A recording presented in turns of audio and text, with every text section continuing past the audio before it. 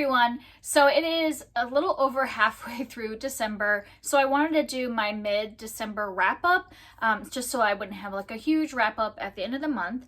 And I've had a really good reading month so far, as in I haven't rated anything lower than 4 stars. So I had several 4 stars and a couple 5 stars. I did have a couple DNFs, but I'm okay with that because I didn't want to finish those books and give them really low ratings. They were part of, if you saw my TBR for December, I had several books that I had started earlier in the year, and I really wanted to finish them off before the end of 2021, and I've DNF'd a couple of those. I did finish one and I'm still working on some more, but I'm, satisfied at DNFing the 2 that I did, to like not have to force myself to read something that I'm just going to give like 2 stars to. So let me cover those really quick and then move on to my 4 and 5 stars. So the first one I didn't finish was The Once and Future King by T.H. White. This is a compilation of the 4 stories in this series. I had earlier this year read The Sword and the Stone and The Queen of Air and Darkness, and I really liked The Sword and the Stone. I would definitely recommend that one. It was like King Arthur when he was a kid. It's very reminiscent of the like Disney animated movie. Like they pulled a lot of the scenes from that. And I just really enjoyed the story of that. But then The Queen of Air and Darkness is when King Arthur is king, so he's older. And it went like some really dark, like animal torture directions that I either was finding it really like disgusting or really boring.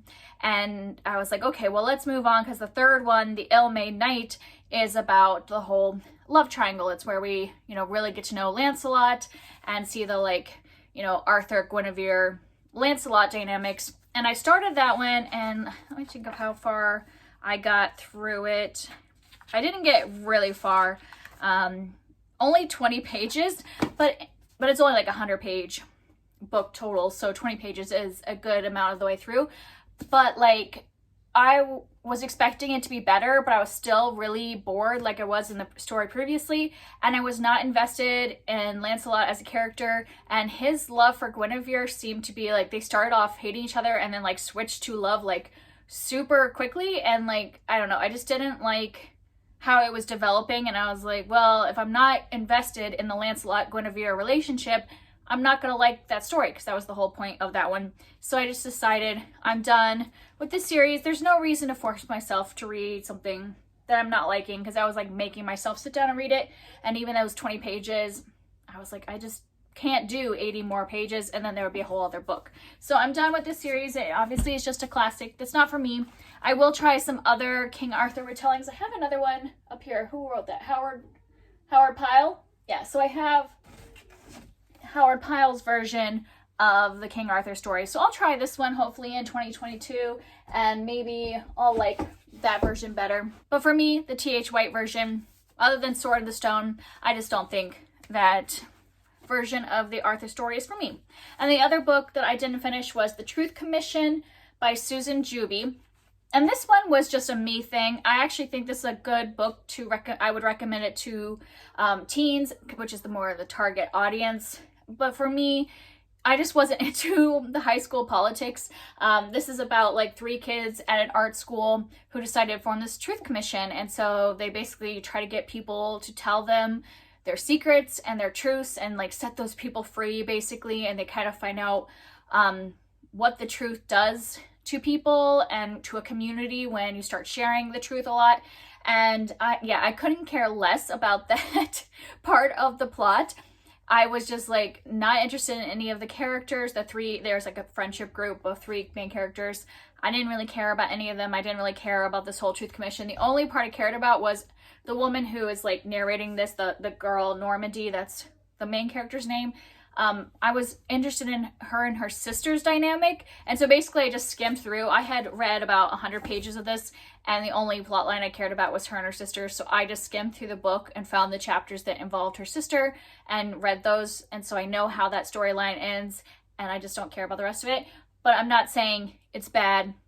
I just don't really care too much about high school contemporary stories anymore. So I would still recommend this to teenagers that were the book is actually targeted towards. Those are all my DNFs, and now we'll talk about my 4-star books. I have a few that I don't have physically because I either read them as ebooks or audiobooks, so I'll just put pictures of them here. The first one's called Monstrous Waters, which is a short story collection edited by M.L. Means. And the way I came across this is that I am in a Patreon server with a bunch of people who watch Murphy Napier's channel, her booktube channel, and we all chat in there, and there's a group of people in there that write stories, and so they publish this book. So it is available on Amazon as Kindle or a physical book, and when they sell these books on Amazon, they put all of the royalties to charities, so they specify on their channel which charity it goes to. So I wanted to support them because these are people I talk to online, and because they're supporting a good cause. And these all like have a theme. So this one, they have more than one book, and this one, the theme is about like something's in the water. So they're all kind of like horror stories. And this was fun. Like I said, I give it 4 stars. You know, with any short story collection, there was a couple stories I really didn't like. There was a couple stories I really liked, and then a few in the middle. So if you want to support new authors and a charity, you can check out Monstrous Waters. The Kindle version is just a few dollars. And then the next one I listened to was The Last Thing He Told Me by Laura Dave. And this was the thriller that won the Goodreads Choice Awards in the mystery thriller category. And I had never heard of it before it won in the category, or before I saw the nominations in the categories. I had never heard of this book. And so I was like, oh, I'll just check it out because it was the winner. A lot of people have read it. It must be good. And I did enjoy it. Gave it 4 stars. It's not the best thriller I have read this year, but I could see how it has mass appeal. It was more of a mystery, I would say, than a thriller. I wouldn't say there's really any moments that are really thrilling. It is mostly we're trying to figure out what's going on. The setup for this is that we are following a woman who recently got married, and he had been married before. His first wife died, and he has a teenage daughter, and our main character, I can't remember her name, sorry, but she is trying to get to know her stepdaughter, and since she's like 16, she really doesn't want to have anything to do with her stepmom, and so we're focusing a lot on that dynamic. And at the very beginning, the husband disappears and leaves a note that simply says, protect her, and that's all. And, of course, the woman assumes that he means his daughter. So it's all about her and her stepdaughter and trying to figure out what happened to the dad. And I don't want to give any more away because I feel like everything else is like revealed slowly on the way. But as you can probably tell, it's more of a mystery of figuring out what happened to the dad, why he disappeared, and why he needs her to protect her stepdaughter. And I was enjoying the intrigue most of the time. I did not think the reveal was very climactic, in my opinion. Like, I got to the end, like towards the end, whenever we get the kind of big reveal of where the dad is and why he disappeared, I was like, it just didn't seem like anything new. So I don't really know that I would put this as the best mystery thriller of the entire year, because I don't feel like it's doing anything brand new, but it did keep me entertained for the majority of the book, so that's why I gave it 4 stars. And then next I listened to No One Goes Alone by Erik Larsen. Usually Erik Larsen writes nonfiction books, but this is like his first, I think, fictional piece, and he only is doing it as an audiobook, so you can only listen to it as an audiobook. He's not doing a print version of it all, at least at this point he's not doing a print version, and it's a ghost story. And the reason he's only doing audiobooks is that he believes that ghost stories should be read out loud. I do think it's a really well done audiobook, like the narrator's very good. I think he's an actor, like on television and movies. I can't remember his name. I've heard his name before, so I'm assuming he's a famous actor, and that's why he's really good at being a narrator, and I did enjoy it. This is a very slow moving mystery ghost story, so not like, I feel like a lot of people in the reviews, are like, nothing happens in this book, and I don't agree with that. I think things are happening, but it's definitely more of like almost an older style ghost story where there is like this kind of ominous feeling, but not necessarily like modern day thrillers and horror where things are jumping out at you. Like, you're not going to have a lot of those like jump scares and gore and things like that. Like, this is kind of a more calm, ominous type of story of kind of like what's going on here. And this is about these group of people, and it takes place in the early 1900s. I can't remember exactly when, but it's at the time where a lot of people were really into like spiritualism, like communing with the dead. I think it was around like World War I when a lot of people, you know, were dying, and, you know, people were clinging on to these spiritualists who said they could help them commune with their loved ones and things like this. And there's a society of people that some of them are scientists and other famous people that want to see, they're not saying that ghosts exist, but they're not saying that they don't. They want to like scientifically prove one way or the other. And so this group, as part of the society, goes to this island that has been said to be haunted to kind of figure out, why are people saying this island is haunted? So we're just in this island, this small group of people, and figuring out what's going on, and weird things are happening and stuff like that. So as long as you like more of a slow moving ghost story that you can just kind of cozy up next to a fire and listen to, it's pretty short, and I was entertained by it. I didn't think like the end was like amazing or anything, but I do think it was entertaining the whole way through, and I think that was his point. And then my last 4-star book was another one that I wanted to finish that had started earlier, and that was My Cousin Rachel by Daphne du Maurier. I had started this in November and just put it down, didn't pick it up for a while, and so I picked it up at the beginning of December to finish it.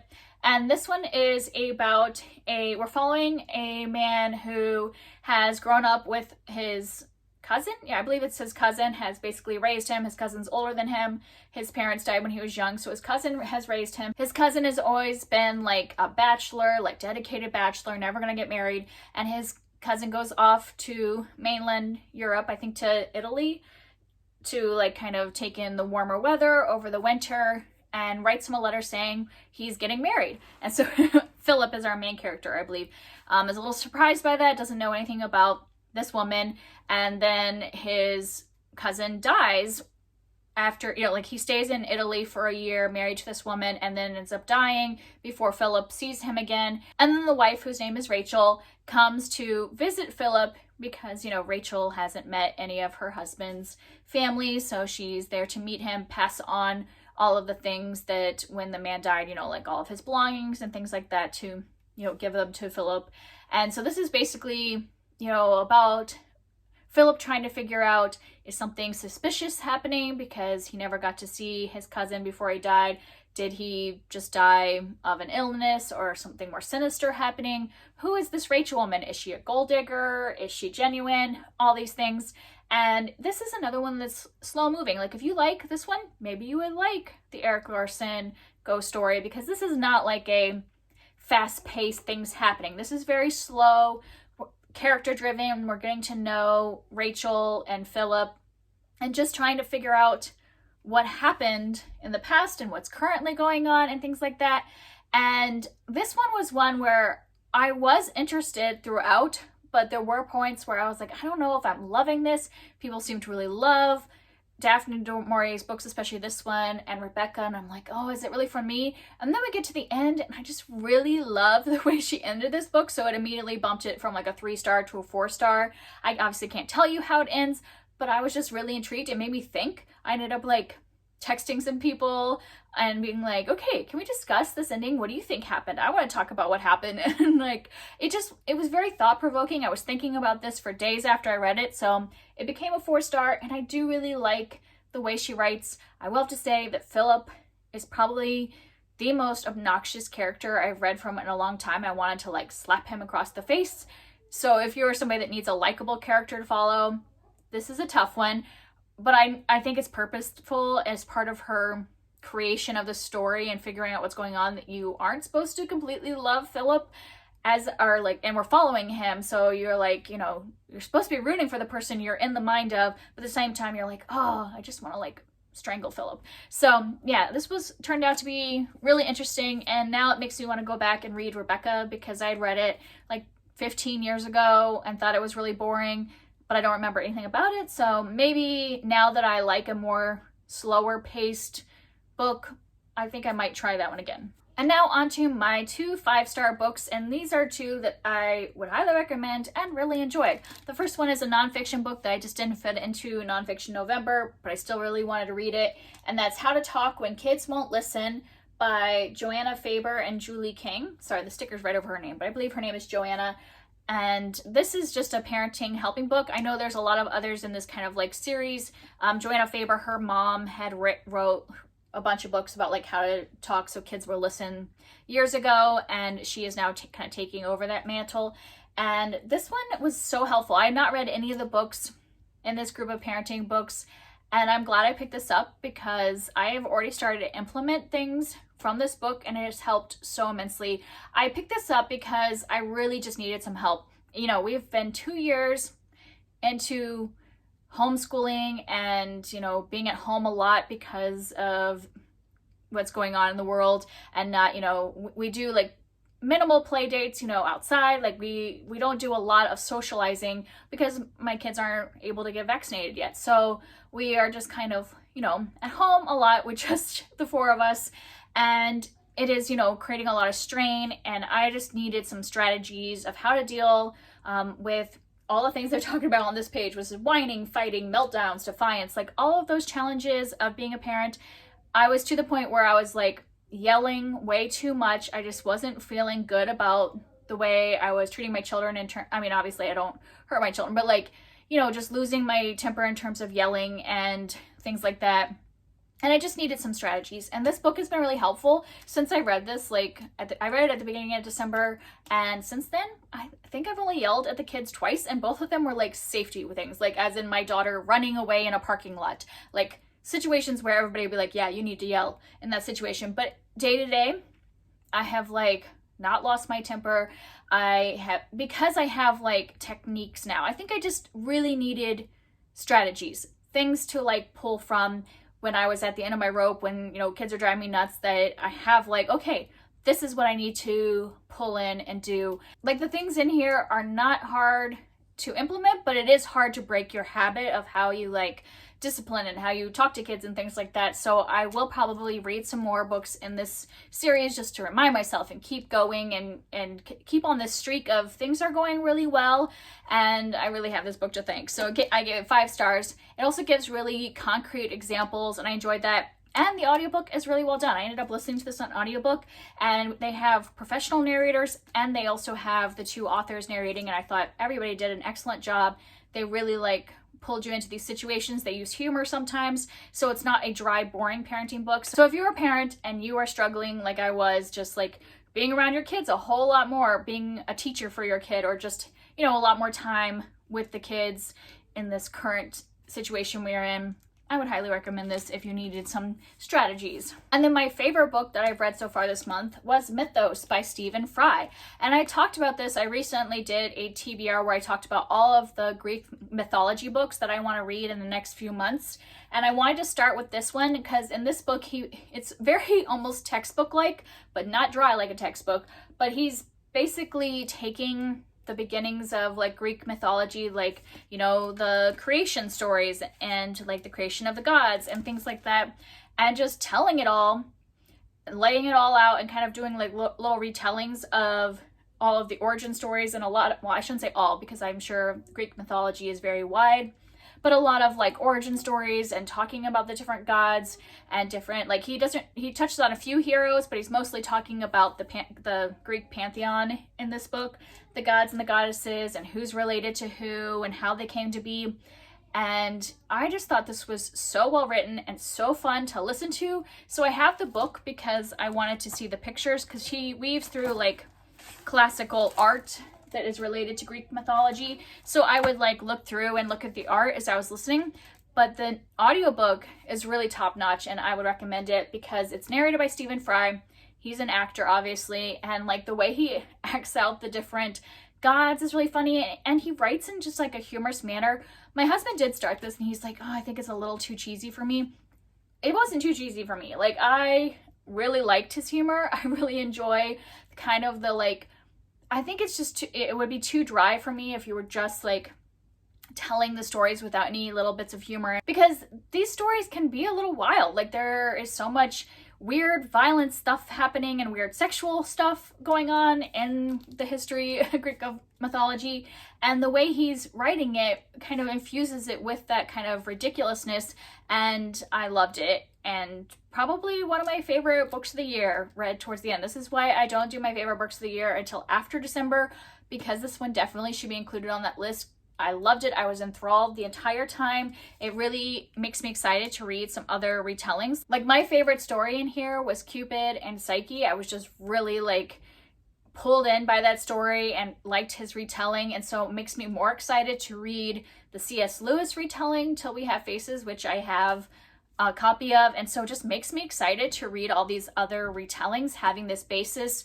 So I'm very excited to move on and read his book Heroes, which is about more of the heroes, demigods, things like that came, you know, after the main gods. And yeah, I would highly recommend this if you are into mythology. Obviously, if you know a ton about Greek mythology, this stuff might not be new. For me, there was a lot of things in here that were new to me. And he also talks about kind of like the words and stuff, like how our language comes so much from Greek mythology. And he'll talk about how, well, this person's name is why we have this word and this word and this word. And I just really loved that little like link to how this mythology has affected our whole culture and language and all that stuff. So yeah, I really love this book and highly would recommend it. So that's it for me. That's what I've read so far this month. Nothing festive, Christmassy, but I am going to read some kind of Christmassy stuff in this last half of the year. I'm looking forward to finishing some books that I had started and reading holiday books, and that's kind of the direction I'm going in. And I will see you next time. Bye.